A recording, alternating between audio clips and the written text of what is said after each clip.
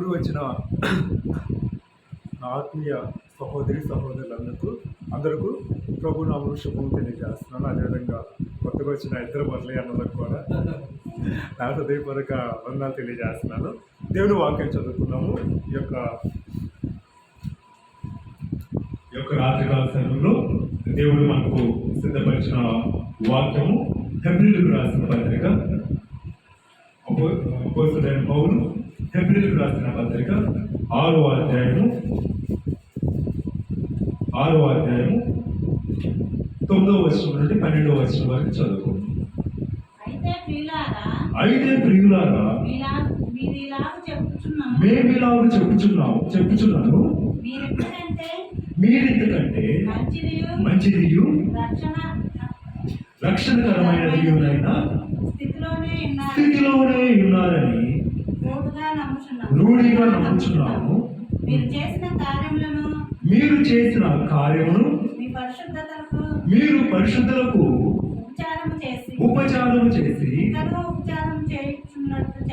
ఇంకను ఉపచారము చేయుచుండుట చేత తన నామమును బట్టి చూపిన ప్రేమను మరచుటకు దేవుడు అన్యాయస్తుడు కాదు. మీరు మందులు కాక విశ్వాసము చేతను ఓర్పు చేతను వాగ్దానములను స్వతంత్రించుకొని వారిని పోలి నడుచుకున్నట్లుగా మీలో ప్రతివాడును మీ నిరీక్షణ పరిపూర్ణమగు నిమిత్తము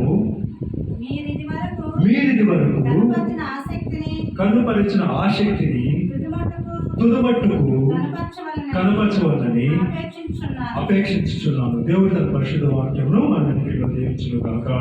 ఆమేన్.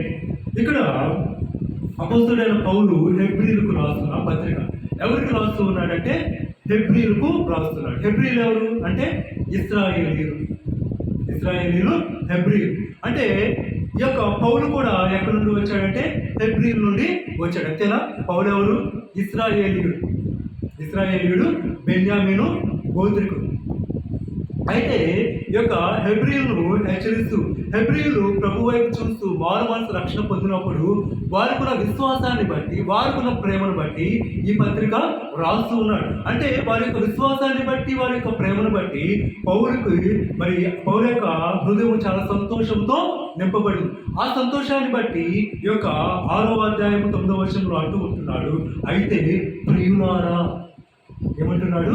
ప్రియులారా అంటే నాకు ఇష్టమైన వారులారా, ప్రియమైన వారు అంటే నా చేత ప్రేమింపబడుచున్న వారులారా, మీరు దేవుని యొక్క వాక్యాన్ని బహుబలముగా గైకొంటూ ఉన్నారు, విశ్వాసంలో స్థిరముగా ఉంటున్నారు, పరిశుద్ధులకు ఉపచారం చేసే స్థితిలో మీరు బలముగా ఉంటూ ఉన్నారని ఈ పత్రిక రాస్తూ ఏమంటూ ఉన్నాడంటే, అయితే ప్రియులారా నేనిలాగూ చెప్పుచున్నాను, మీరింతకంటే మంచిదియు రక్షణకరమైనదియునైన స్థితిలోనే ఉన్నారని రూఢిగా నమ్ముచున్నాను. హల్లెలూయా.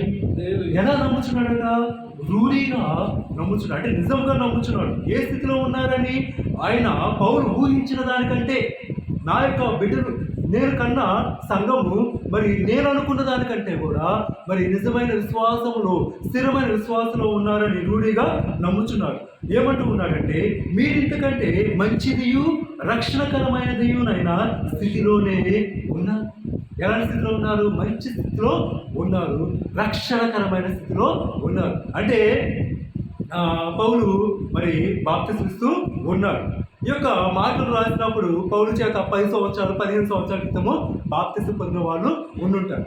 మన యొక్క బాప్తిస్మము స్థితి ఎలా ఉంది? మన యొక్క రక్షణ స్థితి ఎలా ఉంది? ఈరోజు బాప్తిస్మం తీసుకున్నాము.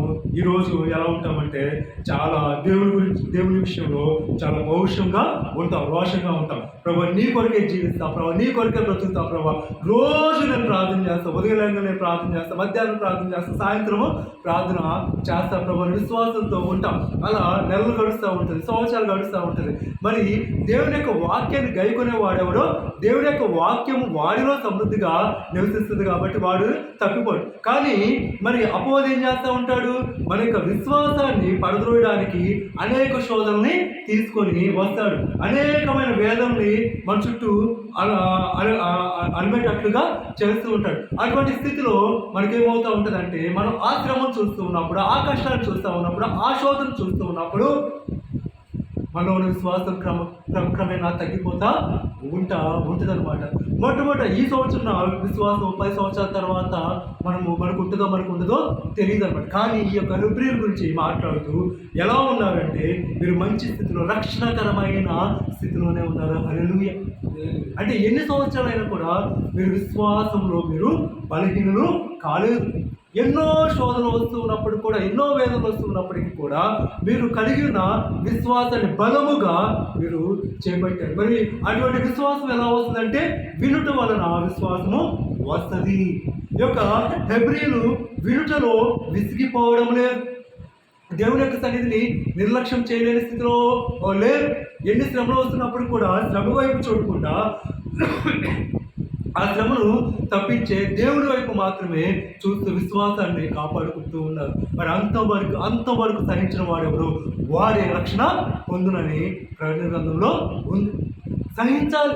ఎప్పటి వరకు అంటే అంతము వరకు సహించాలి. అంటే అక్కడ దాని అర్థం ఏంటంటే, మనం సహించాలంటే ఆ సహనానికి ఏమొస్తాయి అంటే ఎన్నో పరీక్షలు వస్తూ ఉంటాయి. చాలా సందర్భాల్లో బయట వ్యక్తుల నుండి రావు, మన కుటుంబ సభ్యుల నుండే మరి అనేకమైన పరీక్షలు మనము ఎదుర్కొంటూ ఉంటాం.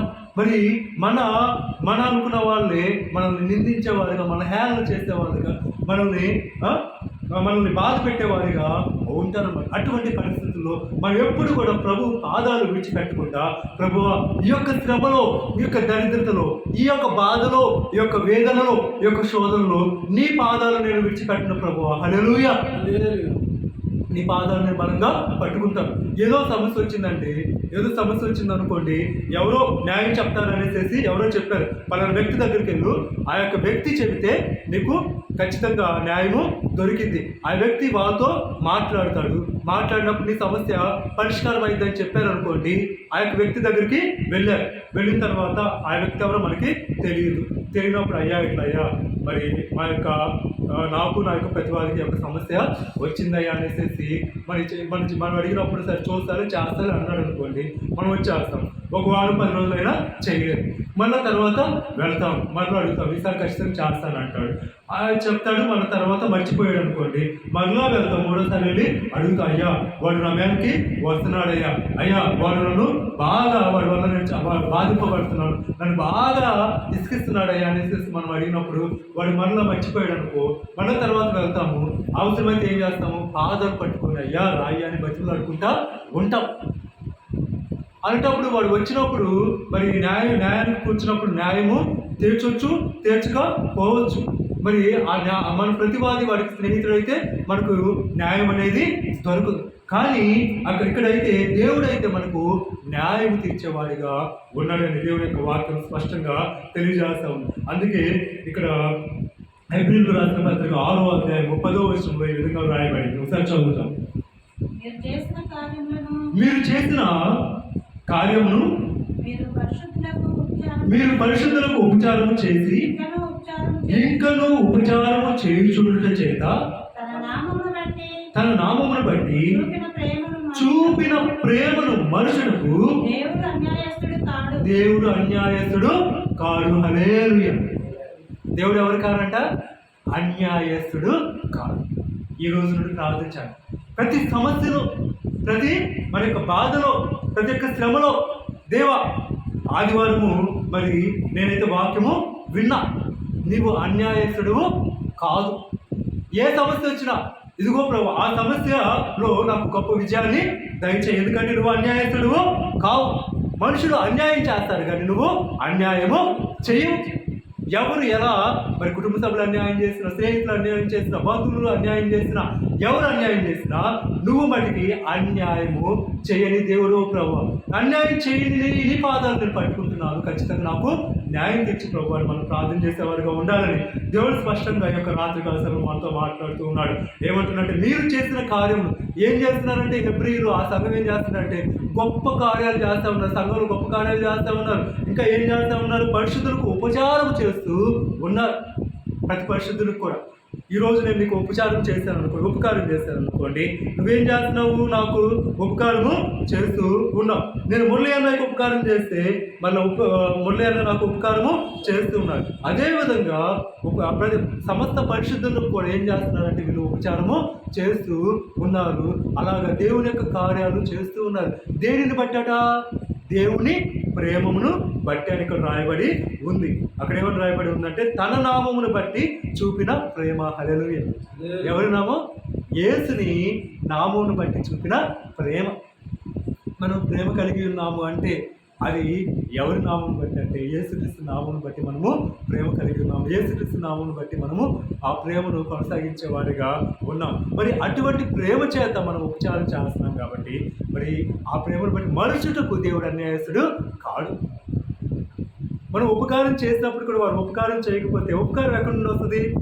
దేవుని వద్ద నుండి వస్తుంది అన్నమాట.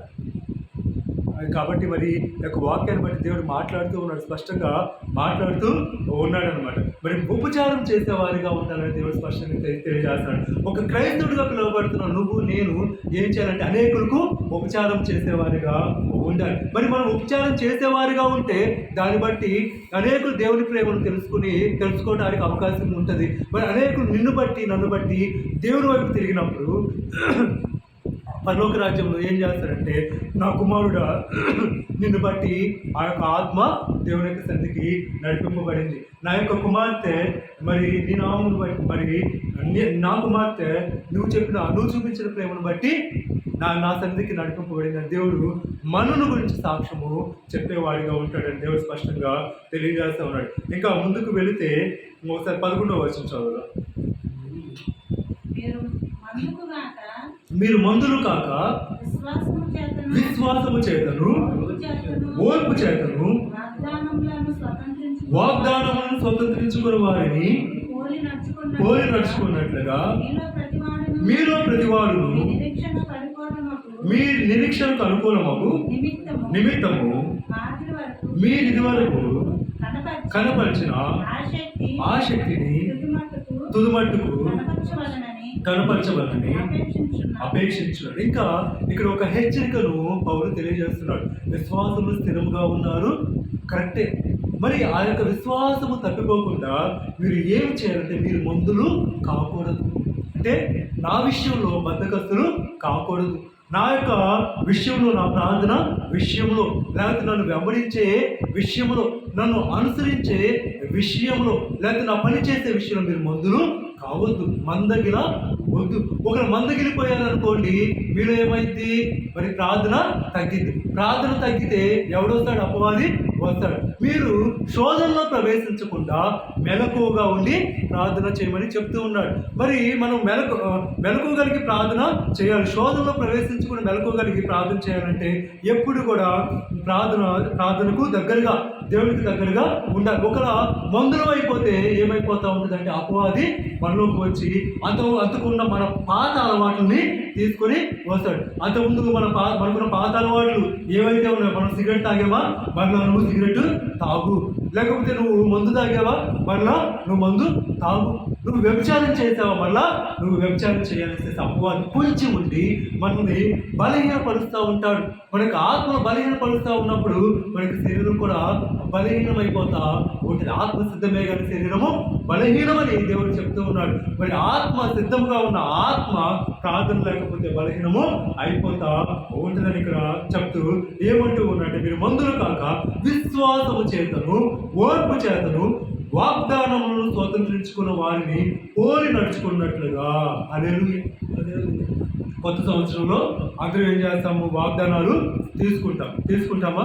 ఆ వాగ్దానాలు నెరవేరుతున్నాయా లేదా మన యొక్క జీవితంలో? ఎలా నెరవేరుతాయంటే మరి ఆ యొక్క వాగ్దానాన్ని బట్టి మనము ప్రార్థన చేయాలని దేవుడు తెలియజేస్తూ ఉన్నాడు. ఏమంటున్నాడు?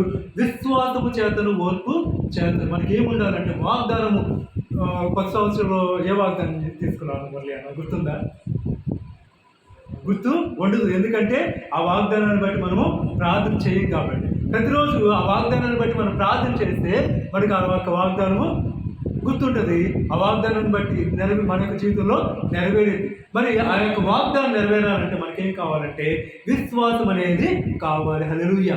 పరిపూర్ణమైన విశ్వాసం కావాలి. అదేవిధంగా ఏం కావాలంటే మనకి ఓర్పు అనేది కావాలి, సహనం అనేది కావాలి. ఈరోజు ఆ వాగ్దానాన్ని బట్టి ప్రార్థన చేసామన్నా ఆ వాగ్దానము నెరవేరలేదు. నెల రోజులు ప్రార్థన చేస్తే నెరవేరలేదు. అదేవిధంగా సంవత్సరము అంతా ప్రార్థన చేసావు, నెరవేరలేదు. ఈ సంవత్సరం ఇచ్చిన వాగ్దానము అయిపోయింది. వచ్చే సంవత్సరం కొత్త సంవత్సరము ఇంకో వాగ్దానం తీసుకుంటాం. ఆ వాగ్దానాన్ని బట్టి ప్రార్థన చేస్తాం. మరి గత ఏడాది తీసుకున్న వాగ్దానం నెరవేరలేదు ప్రభువా, ఈ యొక్క సంవత్సరం నెరవేరేదాన్ని మనం ప్రార్థన చేయగలుగుతున్నామా? మరి పరిశుద్ధ గ్రంథంలో ఎవరైనా వాగ్దానం తీసుకొని ఆ వాగ్దానాన్ని స్వతంత్రించుకోవడం కొరకు ఎదురు చూశారా? చెప్పండి. పరిశుద్ధ గ్రంథంలో ఎవరైనా ఉన్నారు? ఒకరిని మనం పరిశీలన చేస్తే అబ్రహాము తండ్రి. అబ్రహాం తండ్రికి ధర్మశాస్త్రము అప్పటికీ లేదు. దేవుడు స్పష్టంగా ఆయనకు స్వరాన్ని వినిపించాడు. అబ్రహమా, నువ్వు మరి కల్దీల ఊరన పట్టణం విడిచి నేను చూపించు పాలు తేనెలు ప్రవహించు కనాను దేశానికి నువ్వు రా అంటే నమ్మాడా లేదా? నమ్మాడు. ఏం చేశాడు? మరి వచ్చిన తర్వాత నేను నీ సంతానాన్ని మరి ఇస్రాయేలులోనే వాగ్దానం చేస్తానని వాగ్దానము చేశాడు. వాగ్దానం చేసిన తర్వాత ఒక సమయంలో అబ్రహాం తండ్రికి బాధేసి ఒకసారి అంటూ ఉంటాడు, అలాగా నిద్రపోతూ ఉంటే అబ్రహాం తండ్రిని లేపి బయటికి తీసుకొచ్చి, అబ్రహాం ఆకాశ నక్షత్రాలను చూడు, వాటిని నువ్వు లెక్కింపగలవా అని అడిగినప్పుడు నేను లెక్కింపలేనయ్యా అంటే నీ సంతానాన్ని కూడా ఈ యొక్క ఆకాశ నక్షత్రాలను విస్తరింపజేస్తానంటే అప్పుడు అంటూ ఉంటాడు, ప్రభువా నువ్వు ఎన్నిచ్చినా నాకు ఏంటి, నేను సంతానం లేక సంతానహీనుడు అయిపోతున్నానే, దమస్కు వాడైన ఎలియాజరే నా ఆస్తికర్త అవుతాడు కదా. ఎవరు ఈ యొక్క దమస్కు వాడైన ఎలియాజరు అంటే అబ్రహాం యొక్క దాసుడు, పనివాడు.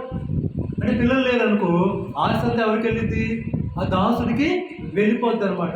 దమస్కు వాడైన ఎలియాజరు నా ఆస్తికర్త అవుతాడు కదా, నువ్వు ఎన్ని ఇచ్చినా నాకేమి, నాకు సంతానం లేదే అన్నప్పుడు ఆకాశ నక్షత్రాలు వాటి వలె యొక్క సంతానాన్ని విస్తరింపజేస్తా అన్నప్పుడు ఏమనుకుంటుంటాడు అబ్రహాం? చెప్పండి.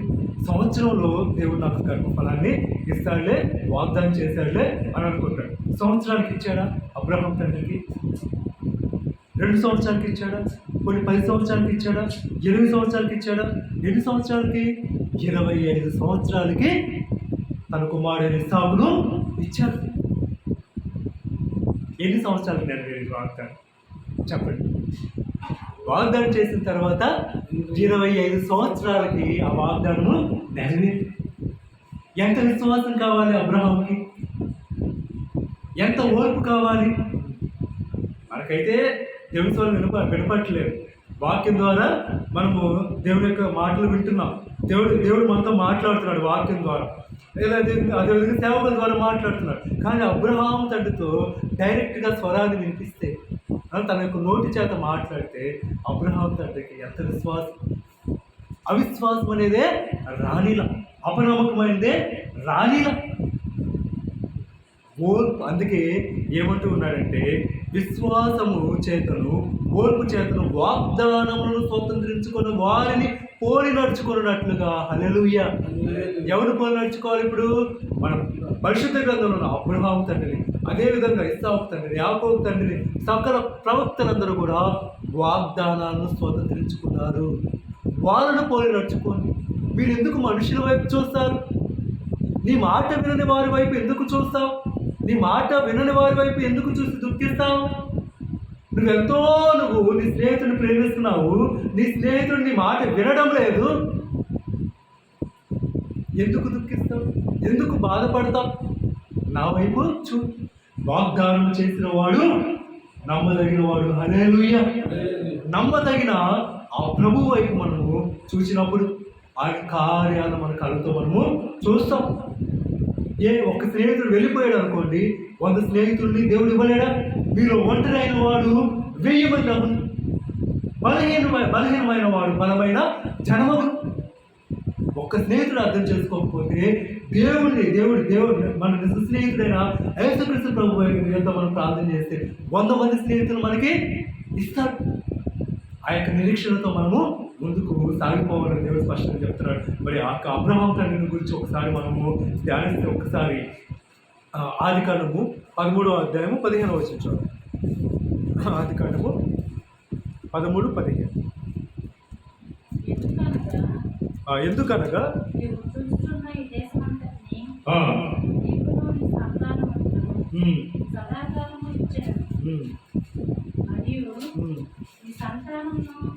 భూమి మీద నుండి రేణువుల వలె విస్తరింపజేసేదను. ఎట్లనగా ఒకరు భూమి మీద నుండి రేణువులను లెక్కింపగలిగిన ఎడల ఈ సంతానం కూడా లెక్కింపవచ్చును. చాలు. ఇక్కడ 15వ వచనంలో ఎందుకనగా నీవు చూచుచున్న ఈ దేశమంతటిని నీకును నీ సంతానములకు సదాకాలం ఇచ్చింది.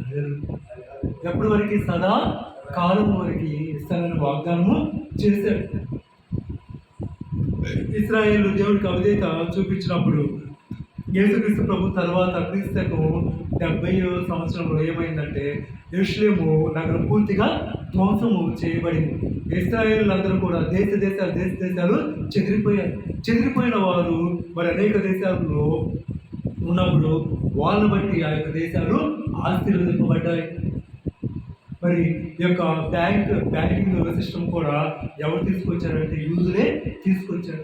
అక్కడ ఉన్న యూదులు ఏం చేశారంటే వ్యాపారాలు చేసుకోవడానికి అక్కడ వాళ్ళు అవకాశము ఎవరి స్థితిలో ఉన్నప్పుడు వీరు స్వశక్తితో వారి వ్యాపారాలు వాళ్ళు చేసుకుంటూ మరి వాళ్ళకి ఆ దేశంలో ఉన్న వారికి వడ్డీలకి ఇస్తా ఆ రీతిగా బ్యాంకింగ్ సిస్టమ్ వచ్చిందని కూడా మరి చాలా మంది చెప్తా ఉంటారన్నమాట. ఈరోజు బ్యాంకింగ్ సిస్టమ్ వచ్చిందంటే యూదుల వల్ల అనేకమైన వస్తువులు కనుక్కున్నారంటే యూదుల వల్ల అనేకమైన వస్తువులు కనుగొనబడ్డాయి. వారి ద్వారా అనేక మంది దేశాలు ఆశీర్వదింపబడ్డాయి. ఎవరికి ఇచ్చిన వాగ్దానము? అబ్రహాం తండ్రికి ఇచ్చిన వాగ్దానం. నిన్ను బట్టి నేను సమస్త దేశాలని ఆశీర్వదిస్తానని చెప్పిన దేవుడు. ఇక్కడ మన తర్వాత 1948వ సంవత్సరం ఇశ్రాయేలు దేశానికి స్వతంత్రము దేవుడు తీసుకుని వచ్చాడు. సదాకాలం ఇస్తానని వాగ్దానము చేశాడు. అదేవిధంగా మరి సదాకాలం దేవుడు మనకి ఏమి ఇస్తానన్నాడంటే పరలోక రాజ్యాన్ని ఇస్తానని వాగ్దానం చేశాడు. నిత్య జీవాన్ని ఇస్తానని వాగ్దానం చేసినప్పుడు ఆ యొక్క నిత్య జీవాన్ని ఇస్తానని వాగ్దానం చేసిన ప్రభు వైపు చూడాలి. ఎక్కడిస్తాడు నిత్య జీవం? ఈ లోకంలో ఇస్తాడా? పరలోకంలో ఇస్తాడా? పరలోకంలో మనకు నిత్య జీవాన్ని ఇస్తాడు. అసలు నిత్య జీవం అంటే నిత్యము జీవించడం. ఈ లోకంలో నువ్వు 70 సంవత్సరాలు నువ్వు జీవిస్తావురా, నువ్వు నీ యొక్క ఆత్మను రక్షించుకోగలిగితే, నేను నా నామమును నమ్మి బాప్తిస్మము పొందగలిగితే, నువ్వు నా వైపు చూడగలిగితే నేను నీకు నిత్య జీవాన్ని ఇస్తాను, పరలోక రాజ్యాన్ని ఇస్తానని దేవుడు వాగ్దానము చేస్తూ ఉన్నాడు. ఒక్కసారి యోహాను రాసిన మొదటి పత్రిక 2వ అధ్యాయం 25వ వచనం 2:27. నిత్య జీవము అనుగ్రహించనున్నది ఆయన తానే మనకు చేసిన వాగ్దానము. మేము మోసపరచు వారిని బట్టి ఈ సంగతులు మీకు రాసి ఉన్నాం. అనేకులు మనల్ని మోసం చేసేవారిగా ఉన్నారు. యేసుక్రీస్తు ప్రభు ఎక్కడ? దేవుడే ఉంటే నీ జీవితం ఎందుకు ఇలాగా ఉంటుంది? దేవుడే ఉంటే నీకు ఎందుకు శ్రమలు? ఎందుకు దేవుడే ఉంటే నువ్వు ఎందుకు భేదవాడిగానే ఉన్నావని అనేకులు మనల్ని మోసపరిచేవారిగా ఉంటారు. దానిపైన రాయబడిందంటే నిత్య జీవము అనుగ్రహించునన్నది ఆయన తానే మనకు చేసిన వాగ్దానం. హల్లెలూయా.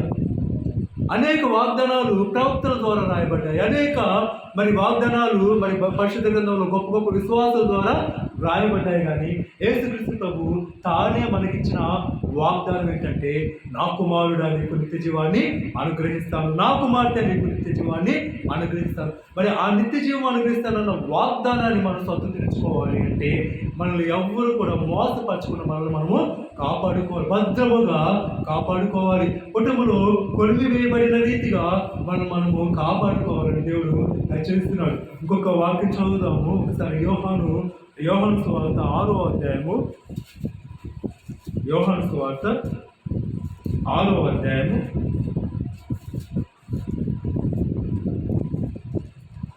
6:40 వచ్చించాము.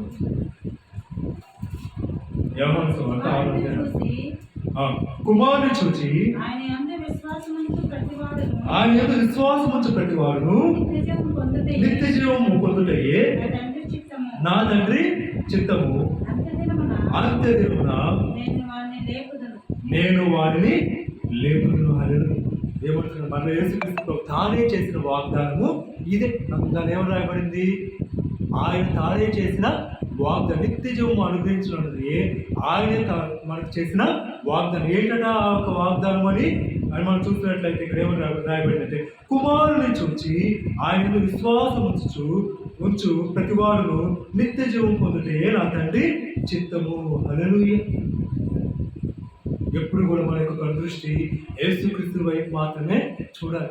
అక్కడ పేతురు మరి అప్పటి వరకు కూడా యేసుక్రీస్తు వైపు చూస్తూ వస్తున్నాడు. ప్రభువా, నువ్వు నీటి మీద నడుస్తూ ఉన్నావు కదా, నేను కూడా నడుస్తాను అన్నప్పుడు, సరే పేతురు నువ్వు నడు అన్నప్పుడు యేసుక్రీస్తు వైపు చూస్తూ ఆ మాటలు పలికాడు. ప్రభువా, నీ వైపు చూస్తున్నాను, నేను నీలాగా నీటి మీద నడిచి వస్తాను ప్రభు అన్నప్పుడు, ప్రభు కళ్ళలో చూస్తూ అన్నాడు, పేతురు రా అన్నప్పుడు అలా పేతురు యొక్క కనుదృష్టి ఎవరి మీద ఉంది? యేసుక్రీస్తు కన్నుల వైపు ఉంది. ఆ కన్నుల వైపు చూస్తూ నడుస్తూ వస్తున్నాడు. ఒక అడుగేసాడు, పడలేదు, భయం లేదు. 2వ అడుగేసాడు, పడలేదు, భయం లేదు. 3వ అడుగేసాడు, పడలేదు, భయం లేదు. అలా వెళ్తున్నాడు. ఎంతో మరి దగ్గరగా ఉంటే, యేసుక్రీస్తు ప్రభు దగ్గరగా ఉంటే యేసు ప్రభుని గుర్తుపట్టేవాళ్ళు. ఎక్కడున్నారు యేసు ప్రభు? దూరంగా ఉన్నప్పుడు వారు ఏమనుకున్నారు? యేసు ప్రభుని చూచి ఏమనుకున్నారు? సముద్రం మీద భూతమని అనుకున్నారు, దెయ్యం అని అనుకున్నారు. అమ్మో, ఒకవైపు ఏమో ఇదేంటి గాలివాన వస్తూ ఉంది, మరి గాలి వీస్తూ ఉంది, బుయ్ వస్తూ ఉంది. అలా వస్తూ ఉన్నప్పుడు మరి దూరం నా తెల్లటి అంగి చేసుకుని కనపడితే మీరు ఏమనుకుంటున్నారు? భూతం అని అనుకుంటున్నారు. అంటే ఎంత దూరంగా ఉండుంటారు? ఆ చీకటిలో చాలా దూరంలో ఉండుంటారు. ఈ యొక్క పేతురు అలా నడుస్తున్నప్పుడు సగం దూరము వెళ్ళాడు. సగం దూరము వెళ్ళిన తర్వాత, లేకపోతే యేసు ప్రభుకి కొంచెం దగ్గరగా వెళ్ళినప్పుడు, అంత దూరంలో వెళ్ళినప్పుడు ఏమైంది? గాలి విసురుగా కొట్టినప్పుడు ఈ యొక్క పేతురు యొక్క కనుదృష్టి ఏమైందంటే ఆ యొక్క గాలి వైపుకి వెళ్ళిపోయి, ఒకసారి గాలి వస్తుంది కదా, అమ్మో నేను పడిపోతానేమో, అయ్యో నేను పడిపోతానన్న భయము ఆవరించినప్పుడు, ఎప్పుడైతే భయం వచ్చిందో మునిగిపోతుంది. అలా కాకుండా ఎందుకు నేను భయపడకుండా, ఎందుకు నేను భయపడాలి, ఎందుకు పడిపోతాను, నేను ఎవరి వైపు చూస్తున్నానంటే నేను ఎవరి గురించి అయితే చెప్పాను. పేతురు ఏమని చెప్తాడు? నువ్వు యేసుక్రీస్తు ప్రభు అడుగుతాడు, నన్ను గురించి జనులు ఏమని అనుకుంటున్నారు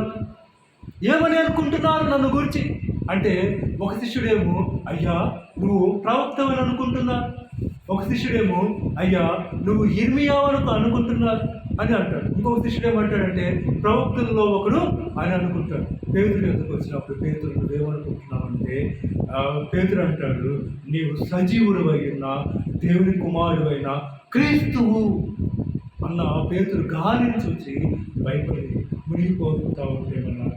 పేతురు, ఎందుకు నువ్వు భయపడుతున్నావు, ఎందుకు అల్ప విశ్వాసము, మనల్ని నా వైపు చూడమన్నప్పుడు, చూసి నడమన్నప్పుడు, దేవుని వైపు చూసి నడుస్తూ ఉన్నప్పుడు, మళ్ళీ లేచి ఆయన ఎదుకు వెళ్ళినప్పుడు, మళ్ళీ నడుస్తూనే వచ్చింటారు బోర్డు దగ్గరికి.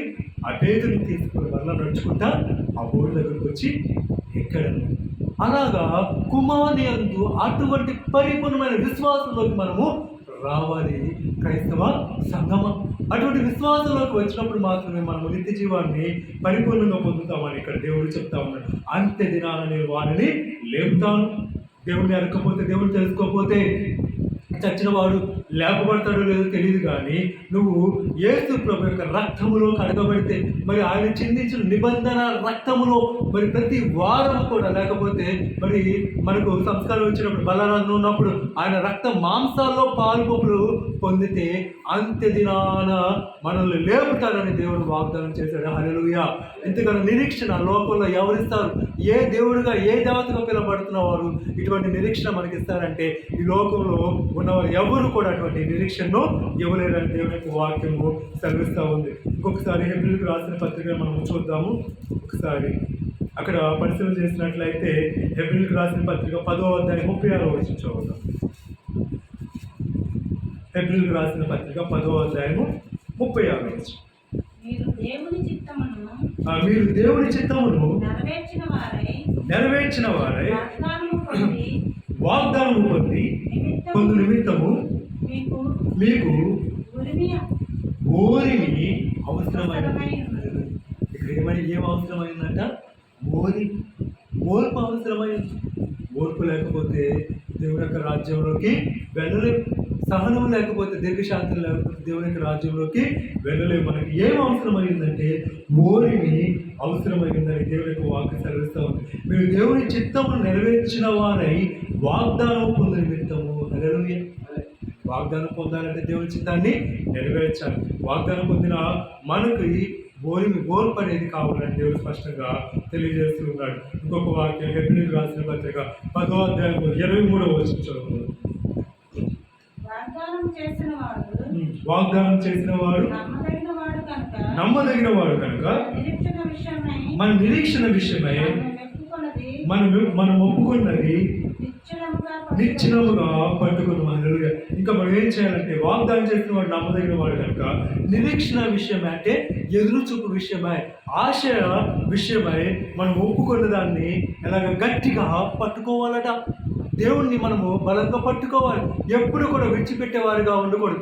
దేవుడు బలంగానే పట్టుకున్నప్పుడు మరి సాతాను వైపు, లోక వైపు చూస్తూ ఉన్నప్పుడు మనం ఏం చేస్తామంటే ప్రార్థన తగ్గిపోతూ ఉన్నప్పుడు దేవుని యొక్క చెయ్యి విడిచిపెట్టేవారు దేవుడు గట్టిగానే పట్టుకుంటూ ఉంటాడు. మరి అపవాది మరి ఆర్థిక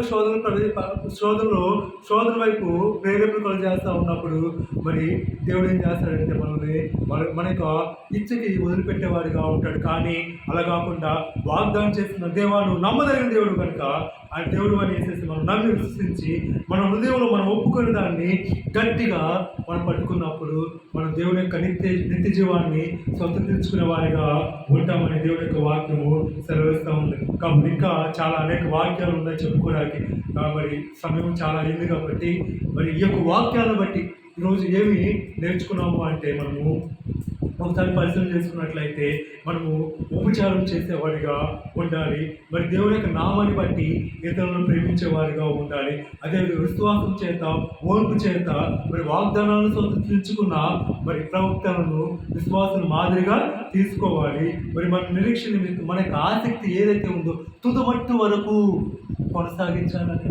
అంటే అంతవరకు కూడా మరి మొట్టమొదటి ప్రారంభంలో ఎటువంటి ఆసక్తి అయితే ఉంటుందో అంతవరకు కూడా అటువంటి ఆసక్తిని కొనసాగించినప్పుడు దేవుడు తన యొక్క సింహాసనం మీద కుడి ప్రక్కన మనల్ని కూర్చోబెట్టుకునేవాడిగా ఉంటాడని దేవుడు స్పష్టంగా తెలియజేస్తున్నాడు. కాబట్టి ఈ వాక్యం దేవుడు గొప్ప ఆదరణ, నెమ్మది మనకు కలుగు చేసి మన కుటుంబం ఈ రోజు నుండి మన కుటుంబ పరిస్థితులు ఎలా ఉన్నా, మన యొక్క మరి లోకంలో మన పరిస్థితులు ఎలా ఉన్నప్పటికీ కూడా మనుషుల వైపు చూడకుండా ప్రభు ఈ రోజు నుండి జీవము కలిగిన నీ వైపు మాత్రమే చూస్తాం ప్రభు అని ఒక తీర్మానంతో ప్రార్థన చేసుకొని మన యొక్క గృహాలకి వెళ్దాము. ప్రభు యొక్క గొప్ప ఆదరణ, గొప్ప ఆత్మ నడిపింపు మనకు సదాకాలం తోడేయండి. మరి చెప్పిన వాక్యాన్ని మన యొక్క వినికిడిలో దీవించి ఆచరించి నెరవేర్చిన పరిశుద్ధాత్మ మనకు సహాయము చేయుగాక. ఆమేన్. హల్లెలూయా.